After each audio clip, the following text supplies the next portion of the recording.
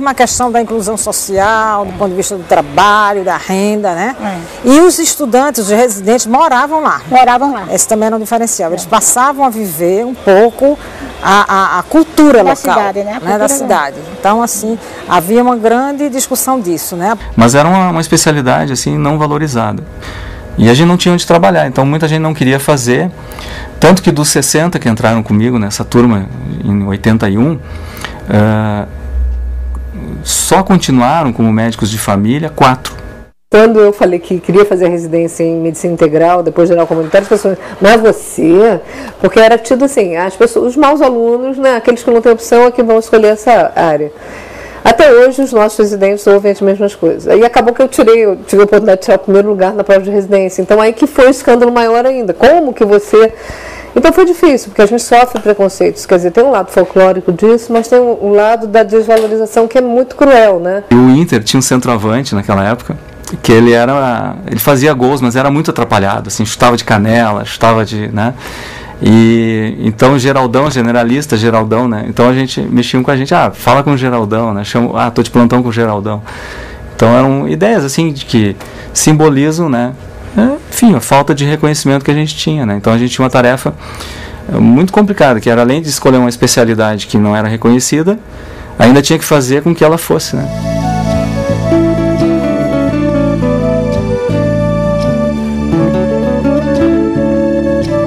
Naquela época foi criado através do Ministério da Saúde, juntamente com o INAMPS, que fazia parte, e os professores Adailton e Japi iniciaram essa residência. Eu fiz parte do primeiro residente, eram 4 residentes. E nós concluímos a residência em 84 e ficamos nesse projeto que até hoje existe, a residência de medicina de família e comunidade do Hospital Universitário Onofre Lopes, aqui em Natal, no Rio Grande do Norte. Então esse tripé ficou assim formado: Secretaria de Saúde, com os postos, com as unidades de serviço, proporcionando então assim que o médico fosse nos diferentes setores, né, e ali desenvolvesse um trabalho de atenção primária, né. Tinha a universidade que foi cedendo alguns professores, claro, cada um levava o seu conhecimento especializado, específico e tal, e havia também a universidade, né, o INAMPS, que era responsável maior pela questão financeira e também pela idealização, pela concepção do projeto inicial. O corpo de residentes lá eram pessoas bastante especiais.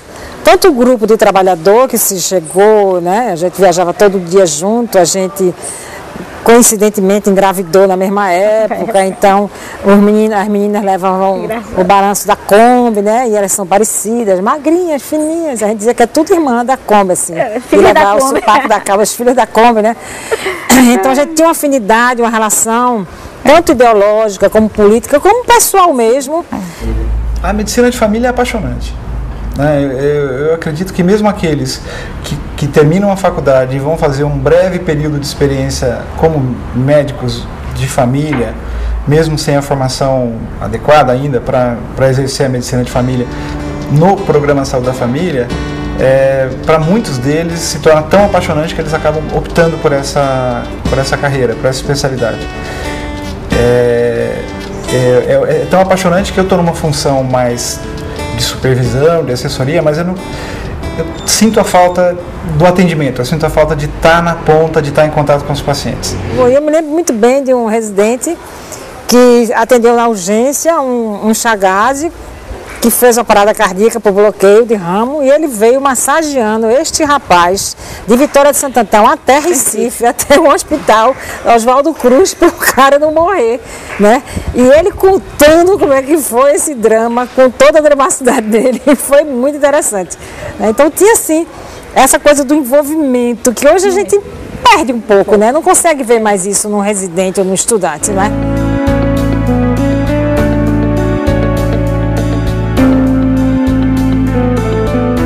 Mas eu posso falar que a gente foi privilegiado no sentido que, como eu era uma região muito desprevenida, qualquer serviço, o fato da gente trazer para lá uma equipe de saúde da família, porque a equipe foi muito importante, do agente comunitário, ele ser o vínculo com a comunidade, ele participar junto, trazer a população para dentro da unidade.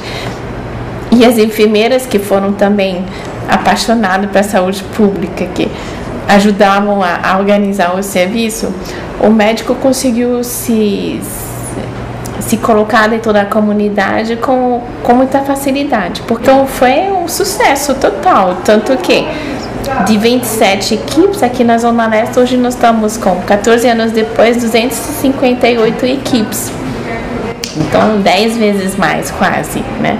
E no município também se ampliou, hoje são mais de 1.200 equipes em todo o município de São Paulo, né? Então a experiência deu muito certo.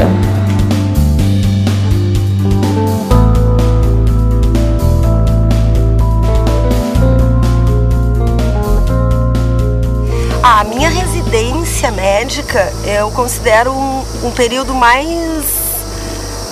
importante assim da minha vida profissional. O Grupo Hospitalar Conceição e o Serviço de Saúde Comunitária tem um pioneirismo nessa área e tem toda uma relação assim de bons salários, enfim, os profissionais médicos vinculados ao serviço e também vinculados à formação, eles também eram preceptores da residência, tinham bons salários, enfim, e isso se manteve, tanto que tem um médico lá que está há mais de 25 anos, né? Conceição teve sorte, apesar de muitas dificuldades, de muitas objeções, mas cresceu do nada para ser um grupo de 12 postos de saúde em 12 comunidades diferentes da Zona Norte e atende 125 mil pessoas. Então se tornou uma organização de certa importância, de certo peso, né? Principalmente também porque, vamos dizer, não foi só a questão da quantidade, né? Se desenvolveu com uma qualidade muito boa essa residência. Abriu um outro leque de possibilidades, assim, não só do trabalho comunitário, da visita domiciliar, de conhecer as famílias, mas da qualidade técnica também dos profissionais médicos. Quer dizer, a resolutividade que tinha era impressionante para mim, porque resolvia-se uma pneumonia numa criança com estetoscópio, com a história da criança, e até podia fazer o raio-x para confirmar, né, que é completamente diferente do jeito que tu estuda, o que tu aprende dentro de um hospital, por exemplo, que primeiro tu faz os exames, depois é que tu vai abordar a história daquela criança, daquela família. As dificuldades da época, a gente ganhou 4 salas, muito mal equipadas, né? Não tinha nenhum funcionário a não ser sermos nós, né? Não tinha recepcionista, não tinha auxiliar de enfermagem, não tinha enfermeira, não tinha ninguém. Então, o funcionamento era assim, a gente definiu uma área de abrangência, que era ao redor do hospital. A gente deixou essa lista de ruas lá na emergência do hospital. Quando chegava alguém para a emergência, a recepcionista da emergência olhava a lista e dizia, tu mora em tal rua, tu pode subir no segundo andar para ser atendido então pela medicina de família. E assim começavam a chegar os nossos pacientes.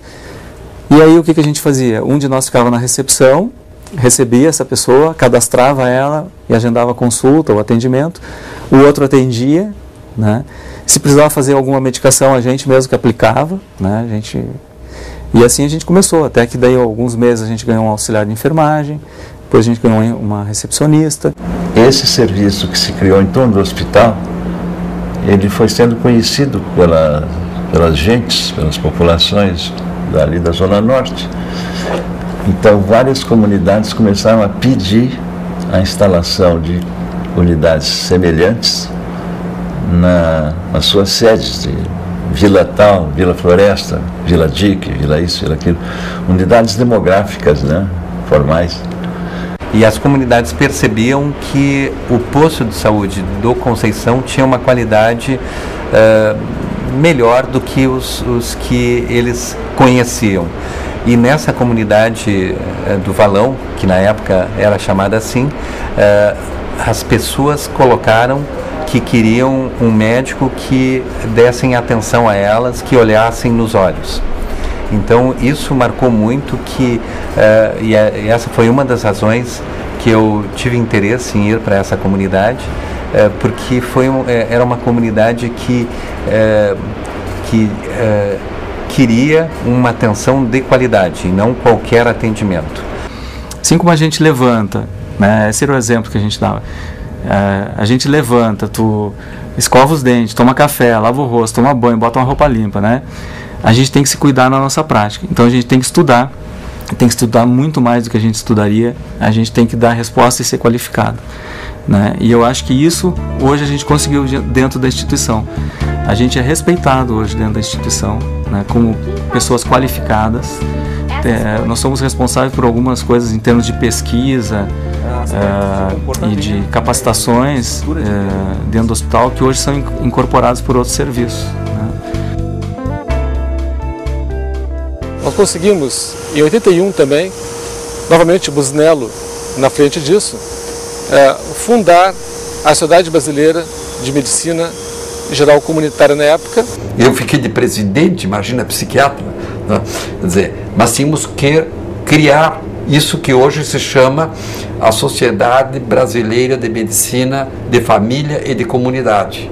Então todos os países europeus, Canadá, enfim, que valorizam a atenção primária e que têm um médico de família como o primeiro contato dos pacientes, todos têm uma sociedade científica organizada, que traduz livros, que produz, que tem uma revista científica, que faz congressos grandes e bem organizados, ou seja, que agregam as pessoas e que conseguem absorver conhecimentos e difundir conhecimentos, produzir conhecimentos específicos para especialidade medicina de família e comunidade. Então eu percebi logo no início do quanto era importante uma sociedade científica que agregasse os profissionais e organizasse essa identidade que a gente tem, que é uma identidade própria, que é a medicina de família e comunidade. Como não havia um mercado de trabalho muito claro, houve muitos períodos de ativação e reativação. Isso dá uma dimensão do quanto as pessoas que começaram na década de 80 sofreram e lutaram para que a gente estivesse onde estamos, que ainda falta muito a caminhar, mas muita coisa evoluiu no país e na especialidade. Então a demanda por profissionais qualificados nessa área, ela é muito, muito grande, né? E a oferta de pessoas qualificadas é pequena. Então o grande desafio é como fazer, no horizonte de tempo visível, possível, conseguir qualificar a gente em número suficiente, em qualidade suficiente para dar conta dessa demanda enorme, né? Que não é uma demanda somente de mercado de trabalho, é uma demanda da necessidade da população brasileira.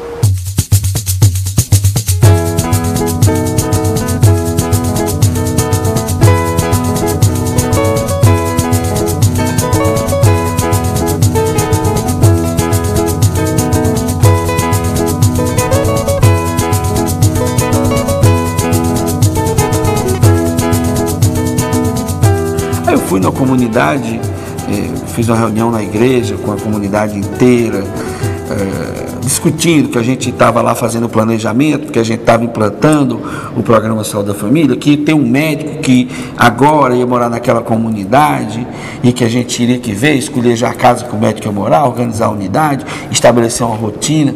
E aí o senhor se levantou e disse: doutor Dorico, eu não acredito nessa história. No dia que chegar o médico aqui, eu visto saia, mostrando que era gosto de saia para o sertanejo, é quase que uma desmoralização moral, né? E eu sei que logo em seguida, 15 dias, 20 dias depois, nós fomos lá já com a equipe, fizemos a solenidade, implantando a equipe de Saúde da Família, e ele depois deu o depoimento dele, mostrando que não acreditava e que passou a acreditar. Um outro caso de uma senhora na região da Brasilândia, na zona norte aqui de São Paulo, hipertensa diabética, 67 anos, controlada, uma paciente bem informada, com condições de se cuidar, e que vinha apresentando alterações na pressão e no diabetes que eu não conseguia explicar, porque era uma paciente que me dizia que fazia dieta, fazia exercício, se cuidava, e não conseguia controlar o diabetes e a hipertensão dessa paciente, até um dia que ela entrou tossindo no consultório, parecendo uma fumante, mas ela me dizia que não era fumante. E eu perguntei de novo a ela, mas a senhora fuma? Ela disse, eu não, mas o santo fuma. A importância do contexto cultural, inclusive, ela era mãe de santo, e no momento que ela, nos rituais lá, ela incorporava o santo, ela fumava, ela comia alimentação